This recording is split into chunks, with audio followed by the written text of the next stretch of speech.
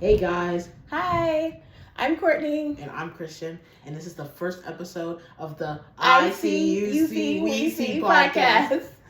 It's amazing. It's going to be an amazing show. We're just going to be talking about lots of different topics and, things that you're going to enjoy. So, that's pretty much it. Anything you got to say? So a little bit about us. This is my son. He's 13. I'm early 40s. And this channel will basically... be us discussing different topics of, all across the gamut. And just kind of giving our individual takes and our opinions that probably will vary sometimes based on us being from very different generations. Me being an older millennial. I'm a younger Gen Z, so Yeah, so if things are controversial to you, just maybe just keep it to yourself. Maybe put a comment or two, but feel free to like, comment, subscribe, whatever, however you're feeling. Yeah. I'm sorry if it's controversial, but I mean, it is what it is. It is what it is. So anyways, today for our first episode, we're going to actually be talking about an awesome movie that we saw the other day, The Incredible Sinners, directed by Ryan Coogler, starring Michael B. Jordan, among others. It was, So what did you think? I'm going to go first. Yeah, just general, what you We think? might be doing this for 10 minutes. That movie. It was, that was an amazing movie. I'm not gonna lie. I give it like a 9.5 out of 10, or maybe like a 10 out of 10. It doesn't matter, but I gave it that because, first of all, I'm not gonna lie, I kind of like whenever Ryan Coogler and Michael B. Jordan, they come together and they make a movie. If you see Black Panther or something like that, or another movie when they came together, they just really had that connection. I remember I read something about how because the only movies that I saw Ryan Coogler doing, Michael B. Jordan was in. So I looked up why was that the reason, and it was because they decided they wanted to do movies together because, just to empower each other and stuff, the Black community. And, they have awesome chemistry. So, yeah. I mean, you can tell from the work. And the work just keeps getting better and better for the both of them. So, exactly. That's pretty awesome. Nice. I definitely agree that it was a really great movie. What would you give it? I kind of just, on GP, want to just give it a 10 out of 10. But I don't necessarily think it was perfect. So, I'm going to say 9.5. I guess we'll talk about what we liked first, and then if there's anything we didn't like, or should we just?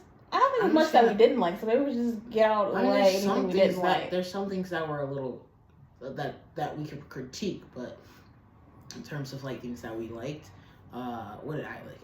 I liked the whole movie. I mean, I like the duration of the movie. I like that I was there for a while. Yeah, I like watching long movies. I love long movies. And I just like seeing Black movies, seeing Black people on the screen after all the 400 years of okay, okay. I'm just saying. But yes, definitely it was the movie was steeped in Black culture. Exactly. If you've seen the movie, it's very empowering. It is. You do walk out of there feeling very empowered and good to be Black. That's how I felt. Yeah. That's how I felt. I definitely think the movie was a pretty great depiction, actually, even though it might sound a little weird because it's technically a horror movie, I guess.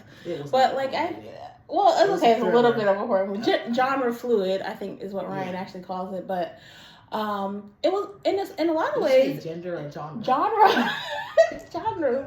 I'm sorry. So. I mean, in a lot of ways, it was a great representation of Black joy on the screen, really, because a lot of the movie... Oh, by the way, this is going to be a spoiler review, so if you did not see the movie yet... Yeah, I'm not going to lie, guys. I'm so sorry. Exit stage left. We don't want to ruin it for you, because I got it ruined for me accidentally watching the video, and that made me kind of mad. I'm sorry. So please... How about this? Watch it, and then come back. And tell us if you agree, but... So I thought it was really had a lot of Black joy in it because really at least half of the movie is just them kind of Smoking Stack, kind of coming back into town, reconnecting with old friends, family, their cousin Sammy, who's like basically kind of the main character, and reconnecting with old flames, and really for the purpose of everybody kind of coming together in the community to celebrate, dance, listen to music, eat, drink, and just to kind of shake off the oppression of the day in 1930s Mississippi and enjoy life, for a change. Now, so, I will say, I liked, and this is going to be a spoiler, it's not a spoiler. The vampire aspect of the movie, it's cool and all, but I'm not gonna lie. If you've watched the movie, like halfway through the movie, or like even in the last little bit, whenever those 3 people come to the juke joint, they're over there like talking, and then come to find out they're vampires. It's a little out of the ordinary, but on one hand, it's unexpected. But it's a good unexpected, It's like, you didn't expect it to happen, but it already happened. So, it's kind of cool. So that's what I liked about, it's switching up, like halfway in, and yeah, I like the switching mood and genre, I guess, for lack of better words. I mean, was it jarring? I didn't. Some people have found it jarring, but I don't think I found it jarring. And maybe that's because I kind of knew a little bit going in what to expect. So maybe that's why it wasn't alarming to me. But it felt like a fairly smooth transition. Yeah, it was smooth. It was just a little like, oh, okay, now we're doing this. Right. Yeah. I guess I could see that. Had to switch gears. Yeah, I could see that. Let's talk about the music. The music is basically like another character in this movie. It's not a musical, but the music in the movie. The score, I might be saying his name wrong, was done by Ludwig Göransson, I think is how it's pronounced.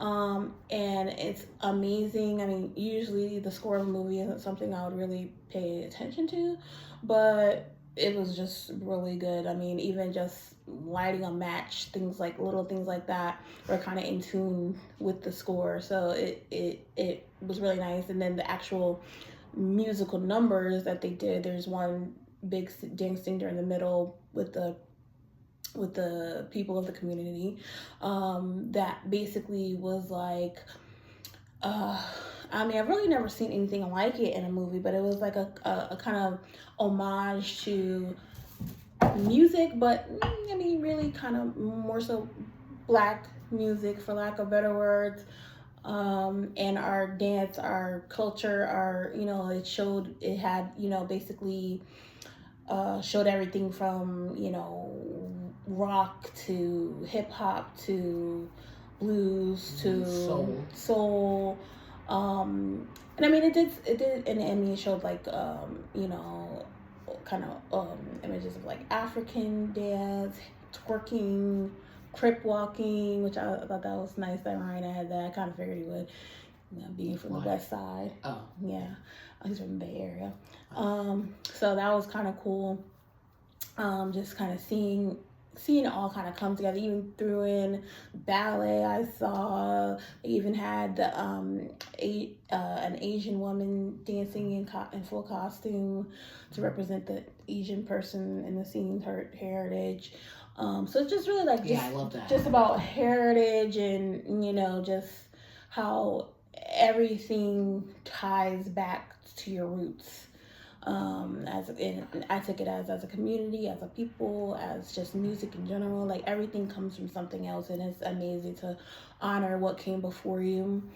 And then some people talk about, some haven't, but they haven't talked about as much. But I even thought the inclusion of the Irish music was pretty awesome, actually.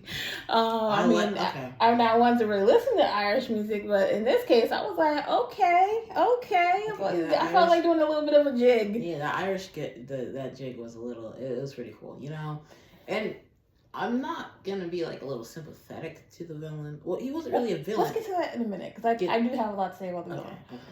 But yeah, the music, it was amazing. I like the variation of the music. It's like 1 minute you're listening to soul and blues, and then 1 minute you might be listening to an Irish gig for a few minutes, and then maybe we're going back to some rock and some pop, maybe some thriller music. I just like that it switches. I like the variety of it. I like that it's not switching. It's not just one genre of music and not one genre of movie. I like that it's very, in a way, like fluid. It's like it can be this, but it can also be that. So that's what I like about the movie. I like that it did that. I like that it switched up a lot, and that really made me attentive of what was going on. It made me pay attention, like really have to pay attention to what's going on in the scene. Mm-hmm. And now that's what I like about movies. I like movies that make, or anything in general, like shows or something that makes me pay attention, because if it's drawing me in, then I really want to pay attention to it and try and figure out what the message is. Yeah, definitely. And I mean, I think the message, if anything, of the music in the movie is that music is community. It brings community together, not just the Black community, all communities. It can cross racial or ethnic boundaries to bring communities together, which is pretty awesome, actually. So let's get into the villain. I'll let you start. What were your thoughts on the villain? Remick. Okay, first of all, I don't think we could classify him as a villain. I don't think he was a villain. I didn't feel he was a villain. I feel like, dang, how am I gonna describe it? I know he wasn't a villain. Like maybe like an anti-hero. He was like an anti-hero kind of. Oh. Let me get into why, because like you could watch the movie and be like, well, he's not an anti-hero. But let me explain. In the movie, yes, it does show they are trying to kill people. They're trying to kill them, but not for the reason that you think. As if you watch the movie, they are vampires, mm-hmm. and they are trying to build a community. If you watch the movie, you know that he's saying that he wants to build a community. We can all be closer to one another. We can all be connected and stuff. And,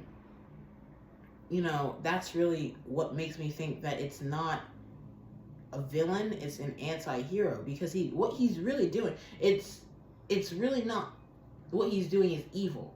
He's not doing anything evil. He's doing something with a purpose and with a meaning, and it's not a bad purpose. It's not a bad meaning. Everyone should feel connected. Everyone should be connected. But if you look at it like,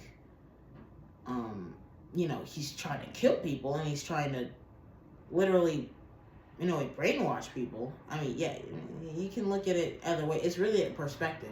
My perspective was he wasn't a villain because all he wanted to do was, do the Irish jig. He was just trying to chill, get everyone, let's be connected, let's be a family. We could listen to some of this. And before, when he went to the juke joint, he was just trying to get in. He was just trying to play a song. Yes, sir. He was trying to get in so he could make the vampire. Okay, yeah, but he was not coming in to hang out. He was still trying to hang out and play his song. What was that song? I don't know. I forgot it. But something about the robin in the trees. It was really good. It was really good. But yeah, that's how I feel about the villain. Not the villain, the anti-hero. Mm-hmm. Well, I'm actually mostly in agreement with that. I mean, I definitely don't think he was just trying to come in and hang out. But maybe he was doing a side quest. No, I don't think so. And truthfully, since the movie only takes place over the course of a day, I guess to truly know his motivations, we really don't know, because it could all be an act. But from what was presented to us as the audience and how he presented himself, I genuinely kind of agree that I wouldn't classify him as a villain in the most traditional, rigid sense. And actually, I think Ryan Coogler in general, in his movies, does tend to create fairly sympathetic villains, or villains, for lack of a better word, whether it be Killmonger and Black Panther. Yeah, I was just about to say Killmonger. What was his name? Nemo? Not Nemo. The fish? Not You know? I can't think. Namora. Well, I don't remember. What movie are you talking about? Wakanda Forever. Wakanda Forever. Namor. I think that was Namor. Yeah, so Namor and Wakanda Forever, and now Remick. And now Remick. I really felt like, I mean, first of all, he definitely didn't give me racist vibes, so that's great for so that's what I thought. Because, white presenting vampire at the time. So that was great. That was refreshing. And he really, honestly, I got the vibe from him that he was maybe lonely, that he truly did want a community. And he truly, and even with trying so hard to get to Sammy, he clearly states that he wants Sammy because he wants to see his ancestors again. So he clearly has feels that he's lost touch with his roots somewhat. Being displaced to, he's from what he's described, it seems like he may be an older vampire from the time of imperialism, colonization, whatever you want to say, against the Irish people, so by England. And so he seems to have I identify somewhat with the Black community, just coming from his own experience of oppression in his community in Ireland. And I think it's fairly significant that, okay, the first people that we see him kill to bring to term were Klansmen. We clearly see that they have Klan attire in their home when he barges in. So CLAN.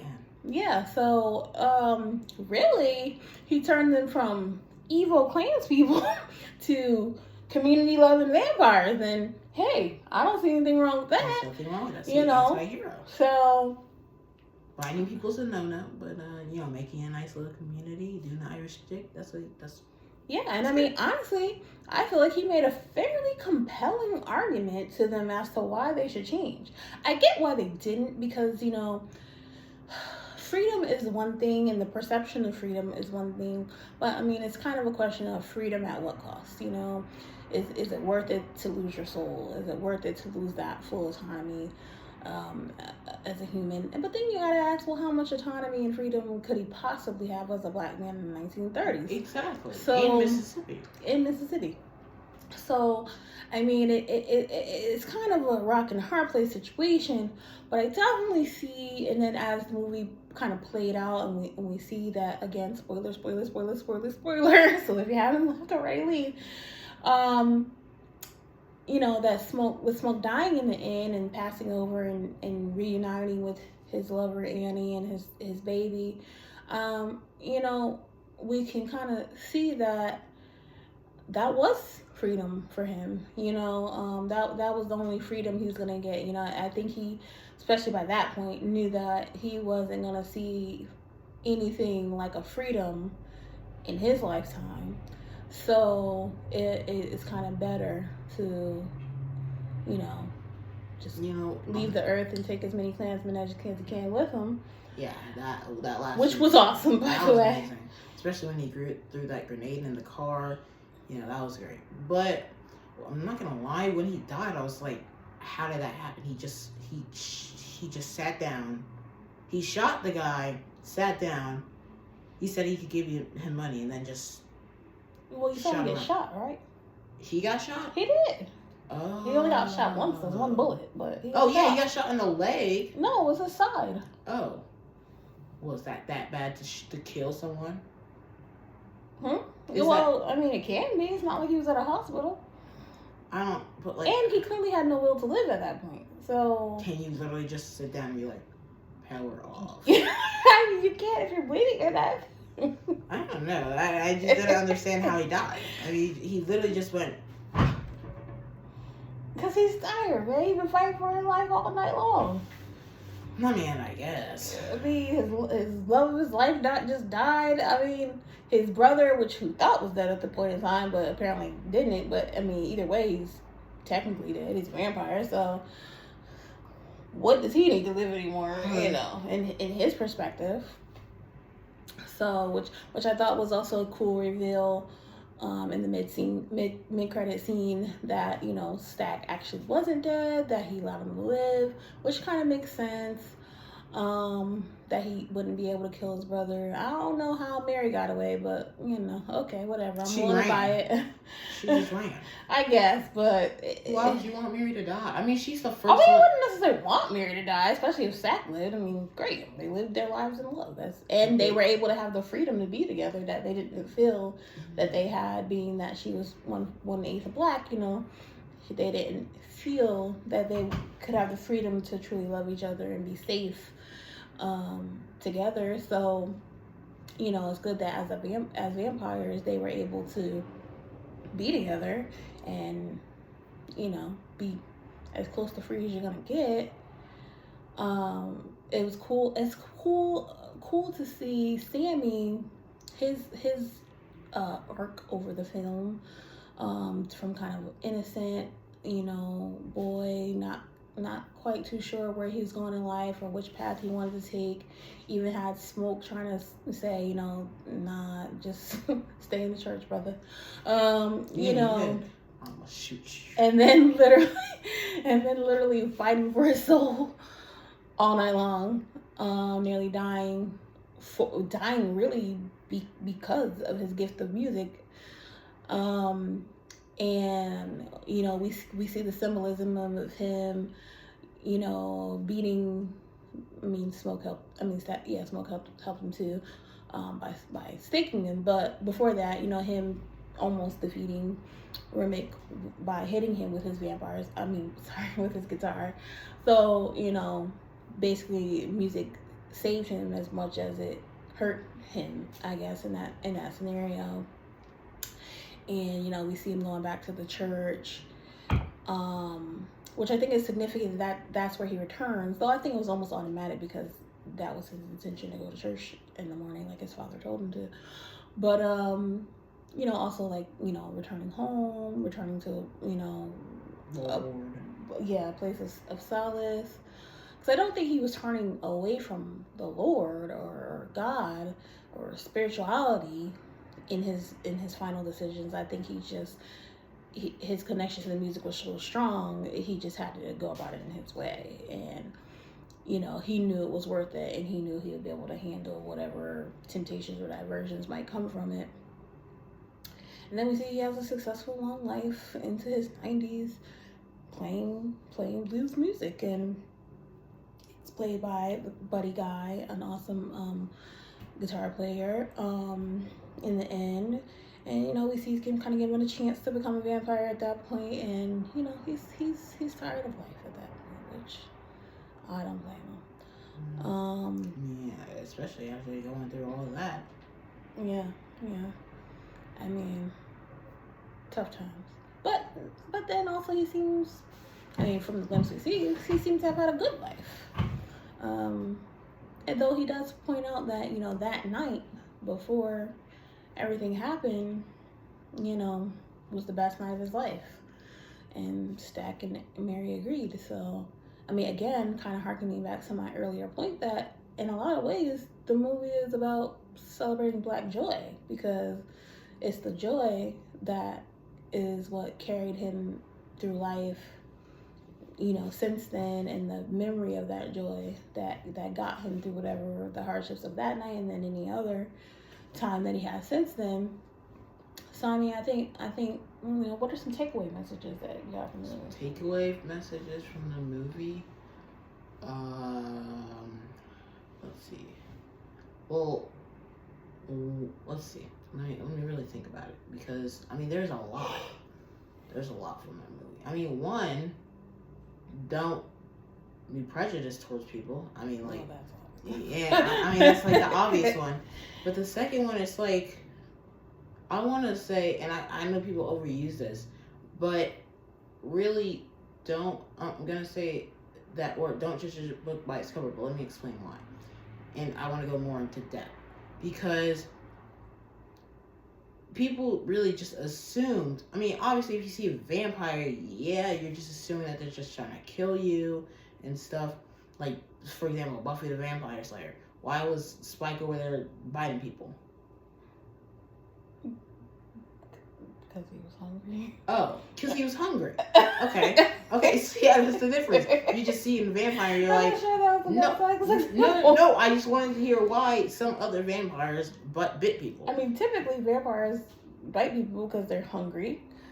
They want to make another vampire for whatever their reasons are.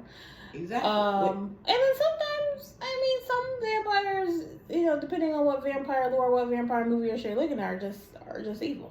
So yeah, but that's the thing. You could just assume or judge that they're just they're just hungry. They want a midnight snack. But really, what Remick was trying to do, he was really trying to build a community and really, you know, be something. That it could be something. You know, if everyone was vampires and especially in Mississippi, if everyone when you said a Klan member, he goes from being a Klan member to over here, you know, going in a circle singing Kumbaya and watching someone do the Irish jig.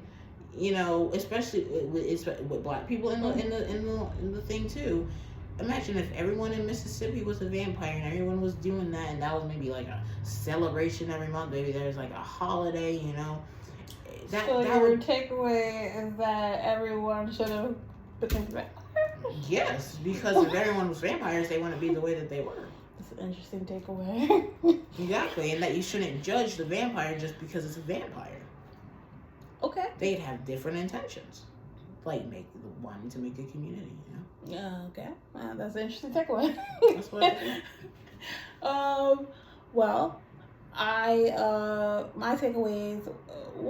One is the power of community, the power of family, familial connection, love. Power of music, absolutely. The power of just joy, and just really just being in tune with yourself and tapping into the joy that you have regardless of your situation. I'd also just like to add, I think like really the family aspect of it, I really like that it portrayed family. You know, like, for example, Smoke and Stack, they went through thick. Like, who was it? What it was Smoke. He was fighting Stack, and he just said, "Run, Sammy," and he ran, and you know that's how he got away. And then right when he was done fighting Stack, he came, staked Remick, and then he ran, got into the car, went to the church. You know, Smoke, he died. He sacrificed himself for Sammy. So, you know. For Sammy, he got away. Well, he could have died. Okay. So it was an attempted sacrifice. All right, fine. And no, it's not attempted. He did sacrifice himself. Stack could have killed him. I guess. Well, but even if he killed him, he'd only be killing him turning into a vampire. So. Yeah, but he still wouldn't have had a soul. Well, actually, the interesting point that they mention in this movie that's a little different from other vampire movies and shows is that Annie specifically said that in the vampires the soul is trapped. Yeah, well, it's trapped, but that means which is different from other vampire lore, like a Buffy the Vampire Slayer, which suggests that vampires have no soul and that's why they're evil.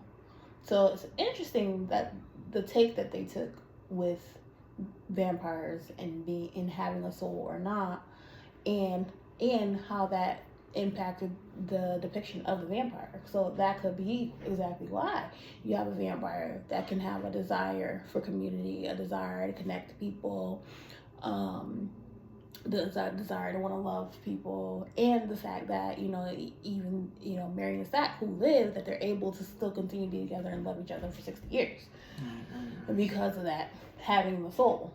So I mean that's pretty interesting point. So yeah, I mean, I guess those are the takeaways. Yeah, I mean that's pretty much it. I mean, overall, I give. Oh yeah, the only critique that I did have, I could not understand at least 50% of Delroy Lindo's character. I'll be right back. Words, because his accent was so thick, and it could just be. I mean, I didn't watch in the IMAX or anything, so. Go. It could just be the quality of the movie theater filming. Or it could just be, you know, my inability to hear the accent well, because I usually watch TV with subtitles, so it could just be me. Who's Delta Slim? Delta Slim's character? Yeah, I couldn't hear him either. Yeah, I was like, okay. It was that deep Mississippi accent. I just couldn't hear it. I couldn't. I mean, pretty much everybody else I could. No, I'm not gonna. Yeah, I'm gonna critique that. I'm not gonna lie. Everyone that spoke, I kind of had trouble figuring out what they were trying to say. Everyone. Like I'm not used to hearing Southern accents. No, so. I'm not. I would hear them say something, and I'd have to register it before I forget what they said, and then it was just. It was a good movie. It's just it was hard to listen, you know, unless they were speaking loud because it's just their accent. I just couldn't understand. Yeah, that was a bit challenging.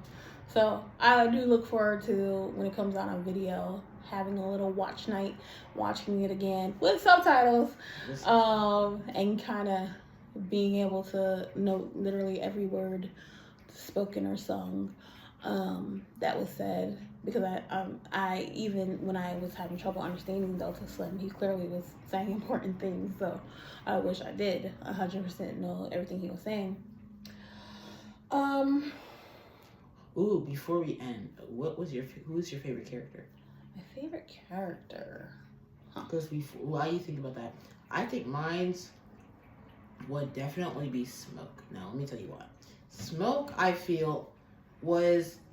I kind of feel like it was like, yeah, they were both... Smoke and Stack, they were both bad, you know? They were both in this together. Bad? Well, okay, well, they weren't bad, but, you know, robbing trains, robbing banks. Yeah, no. So, you know, they both did the same thing. But I felt like Stat was a little more extreme in it. And I feel like Smoke was more of like that, hey, you know, we ain't trying to kill, like, do a massacre. But Stack would be like, you know, let's air this out. So I feel like with Smoke, I feel like he was not a saint, but he also wasn't like... He's a little less impulsive, a little less reckless. Yeah, I feel like he thought out his things more. That's true. Though, I mean, talking about airing it out, Smoke is the one that took out 10 class members by himself, so he ain't a problem airing it out. Okay, well, yeah, he doesn't have a problem. Both of them are going to do it, but it's really about temper. Stack is the one that's going to do it first. That's true. Smoke needs a reason to do it. That's true. So, that's why I feel, I don't know, I just really connected with Smoke. I just really think that his story and everything, is just, you know, especially with his family, with his girlfriend, wife. I don't know. His child. I just liked his story more, and you know, yeah, I just really like that. That's why he was my favorite character. That's a tough one. I don't know if I could effectively answer that. I mean, Smoke and Stack were both great. I don't know that I had a preference for either one of them, though I guess if I was hard pressed to pick one, I'd pick Smoke. For the same reasons, really. Though I kind of like a little bit of a impetuous man. But Smoke was pretty solid. So that was enjoyable. But I mean, I loved Sammy's character. I loved his growth throughout the movie, and his talent was amazing. Shout out to Mosky. And I feel like Sammy was just like a universal favorite character. So I feel like me picking Sammy would be like, well, obviously. So I picked another person. Yeah. Because, like, some people could say that they don't like Smoke. Okay. So, yeah, that's just why I picked Smoke. But, like, no, like, what would be the reason why you don't like Sammy? I can't think of one. So just being a hater. Yeah. So that's why I picked Smoke. Yeah. Okay. So, anything to add? No, but overall, that movie was just great. You gotta go see it if you haven't seen it already. Well, though, if you watched all this and you haven't seen it already, sorry. I'm sorry. Yeah, we already said like 3 times. Yeah. We tried, but you know, yeah. But if you have seen it already, comment down below and let us know your thoughts on it. And exactly. If you agree, disagree with our point. You know, say who your favorite character was. Yeah, who is your favorite character, or what was your favorite scene? Favorite scene, yeah. that's pretty much it. Welcome to the ICUC podcast. We'll see you another time this week, maybe next week. Who knows? Don't know the schedule yet. But we will see you in another video. Bye.